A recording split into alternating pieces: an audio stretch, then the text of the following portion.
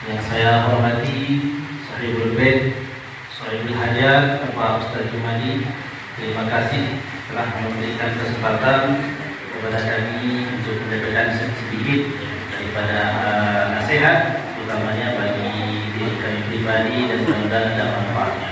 Yang saya hormati, saya muliakan Bapak Kepala KUA sebagai aku, Bapak Haji Dirun, rekan-rekan sekalian, para penyuluh agama, tokoh masyarakat, para seksi agama di seluruh desa di Kecamatan Jati Agung yang tidak bisa saya sebutkan satu persatu mengingat waktu kita. Tetapi itu semuanya tidak mengurangi ketakdiman dan hormat saya kepada hadirin sekalian. Pada kesempatan ini tabarukkan saja, artinya bukan karena bisa menyampaikan tausiah, tapi kebetulan mungkin karena saya pakai sarung, jadi saya disuruh. Sama saja pakai sarung. Sebagai anak taat pada perintah orang tua, maka saya melaksanakan. Pada kesempatan ini saya ingin cerita. Mudah-mudahan cerita ini ada manfaatnya. Tidak ada lain kecuali bahwasanya kita hidup itu hanya ada dua pilihan. Hari ini kita sedang melaksanakan hidup, entah esok atau lusa kita akan menghadapi sesuatu yang pasti, yakni kematian.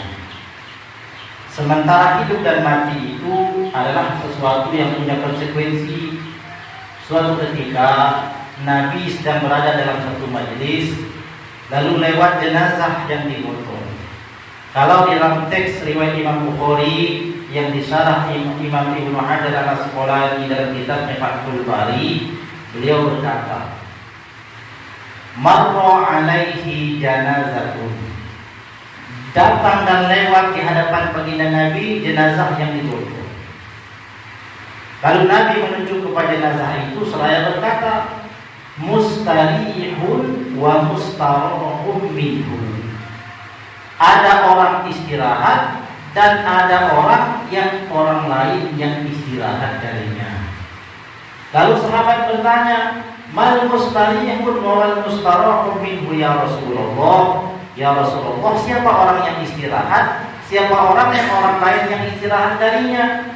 Lalu Nabi menjawab, al-abdul mu'min yastarihu min nasri dunya wa azaha ila rahmatillah. Wahai sahabatku, ketika orang yang beriman itu mati, sesungguhnya ia istirahat dari seluruh kehidupannya yang sulit baginya.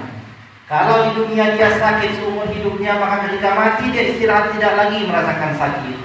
Ketika di dunia dia merasakan kesulitan dalam hal ekonomi, ketika dia mati sama sekali tidak lagi ia merasakan kesulitan itu. Sebaliknya, dia kembali ila rahmatillah, kembali ke rahmatnya Allah. Itulah sebabnya orang yang meninggal kita sebut kembali ke rahmatullah.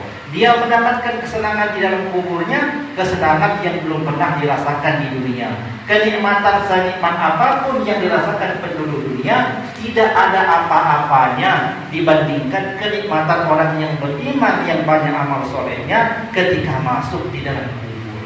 Oleh sebab itu, di dalam menghadapi hidup ini, kita semuanya tidak boleh lalai bahwa apapun yang kita laksanakan, baik itu amanah kita sebagai P3N, amanah kita sebagai seorang penyuluh, amanah kita sebagai seorang tua, amanah kita sebagai seorang tetangga dan lain sebagainya, semua itu mesti kita arahkan sebagai bentuk usaha kita supaya kita ini hidupnya senang ketika kita menghadap Allah Subhanahu wa taala yang waktunya tidak ada satupun makhluk yang tahu. Hari ini bisa jadi, besok bisa jadi, lusa atau bahkan 100 tahun lagi itu bisa jadi. Jadi itulah orang yang istirahat, katakan orang yang beriman. Kalau dunia ini amanahnya bagus, melaksanakan sholat tidak tinggal-tinggal, suruh puasa dia puasa, suruh zakat dia zakat, dia tidak menyakiti perasaan orang lain, dia tunaikan hak-hak orang lain daripadanya. Ketika dia mati jangan khawatir, yang ia dapatkan kesenangan lebih senang dari orang yang ada di dunia. Namun sebaliknya, apa kata Nabi? Al-abdul fajir, seorang hamba yang fajir. Mana fajir itu dia beriman di dunia, tapi ibadahnya sedikit, suruh sholat nggak sholat, suruh puasa nggak puasa, menyakiti orang lain dan lain sebagainya. Ketika dia mati, yastariqu minhul ibadu wal biladu wasyajaru wad dawab. Yang istirahat ketika mati bukan dia, tapi yang istirahat justru orang lain. Orang lain istirahat dari caci makinya, orang lain istirahat daripada hinaannya, orang lain istirahat daripada diambil hak dan lain sebagainya. Orang lain istirahat, dia masuk kubur, dikebukin oleh para malaikat yang penghuni kubur itu, dan siksanya itu terus berkelanjutan. Alhamdulillah. Jadi manusia yang lain istirahatnya. Yang kedua adalah wasyajar. Sajar itu pohon-pohonan yang kering tidak ada air. Itu sebab siapa? Sebab dosa manusia tadi yang tidak bertobat. Ketika dia mati berhenti kemaksiatannya, Allah tahan azab sehingga daun-daunan kembali menjadi hijau. Kemudian daripada dawab, binatang ternak. Binatang ternak itu juga yang kurus, makannya tidak enak, makannya tidak banyak karena tidak subur. Itu juga disebabkan dosa manusia. Sehingga manusia yang menyebabkan azab tanah itu ketika dia mati, maka terhenti azab, maka hewan-hewan pun mendapatkan kebahagiaan. Nah, orang yang matinya tadi tidak istirahat, tadi justru mendapatkan siksa. Orang yang disiksakan justru istirahat dari kejahatannya. Hanya ada dua pilihan itu, hadirin sekalian, dalam kita ini menghadapi mati. Ada yang nanti matinya akan senang dalam kubur, ada yang matinya akan ada dalam kubur. Mudah-mudahan pertemuan kita hari ini ada bentuk tolabul ilmunya, ada juga sifatnya makan kita sedekah. Ini sedekah, subhanallah, bahwa sedekah itu sebagaimana niat orang yang bersedekah itu. Dia niatkan sedekah itu sebagai penolak bala, maka dia akan menjadi penolak bala. Dia niatkan sedekahnya itu sebagai hadiah pahalanya untuk orang yang sudah wafat, maka akan sampai kepada orang yang sudah wafat itu. Sebagaimana Imam Ibnu Katsir menyatakan, wa ammas sadaqatu fadzaka mujma'un ala usulihima wa mansusun minas syari'i alaihima. Yang jelas kata Ibnu Katsir itu, kalau sedekah ini kita niatkan untuk orang tua yang sudah meninggal sampai padanya. Kita niatkan sedekah ini daripada kita makan sebagai penolak bala supaya sembuh daripada sakit dan sebagainya, insya Allah Allah akan kabulkan. Dan semoga kita semuanya diberikan Allah keberkahan dari pertemuan kita yang baik ini. Insya Allah para pejuang-pejuang agama, satu goresan tulisan yang kita tuliskan itu ada sumbangsihnya untuk agama ini. Inilah keberuntungan kita ketika kita berada di departemen agama. Hanya menulis saja ada di situ sumbangsih untuk orang yang menikah. Mencatat tadi itu mencatat orang yang di situ namanya nikah, punya anak orang tadi menikah itu.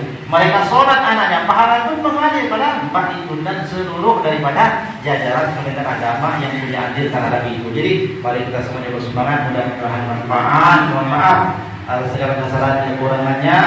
Semoga kita lakukan dan taat atas perintah daripada orang tua. Semoga apa yang saya sampaikan sedikit ini ada manfaat untuk saya dan untuk kita semuanya. Mohon maaf sekali lagi atas segala kesalahan dan kekurangannya. Semoga manfaat. Wallahu a'lam bishawab.